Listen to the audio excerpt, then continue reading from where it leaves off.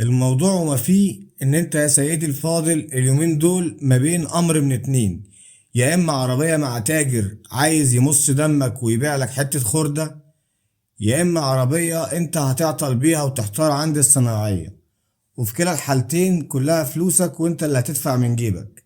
احنا كل اللي بنحاول نعمله ان احنا نوصل بيك، سواء ان احنا نقولك فين التاجر الكويس او ازاي تشتري عربية كويسة، او ان احنا نشاور لك على الصيانة الكويسة او المركز الكويس، او ازاي تدفع فلوس قليلة، وفي كل الحالات دي ازاي تاخد احسن جودة. ازيك يا باشا؟ والنبي يا باشا تعالى فرجنا على العربيه اللانسر اللي مربوطه بره دي، وقول لنا بتعمل ايه في المحل عندك هنا. ازيك يا حاج عبد الغني؟ الله ينور. بتعمل ايه يا باشا؟ والله معايا صدام بجهزه وبرش. بتجهزه وبترش. طب واللون هيطلع نفس لون الرفرف اللي مقابل ليه ولا مش هيطلع نفس اللون؟ بعون الله باذن الله. هجي لك يا عم عبد الغني. حبيبي يا باشا. هجي لك يا باشا. والنبي يا حاج ضياء قول لنا بقى بتعمل ايه في العربيه اللي واقفه دي؟ الله يبعدها عن السامعين.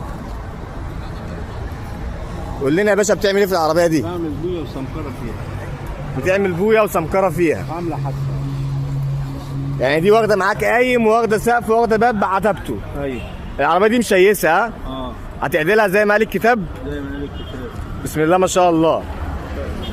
طيب وبالنسبه للمرور تسقط فحص ولا ما تسقطش فحص يا باشا؟ ما تسقطش، مالهاش دعوه بالمرور. بسم الله ما شاء الله.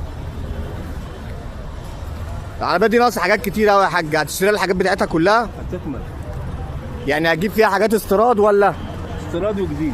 استيراد وجديد. بسم الله ما شاء الله. مركز ضياء وحازم التمامي بشارع مهدي عرفة، مدينة نصر، الحي العاشر، امتداد الواحة.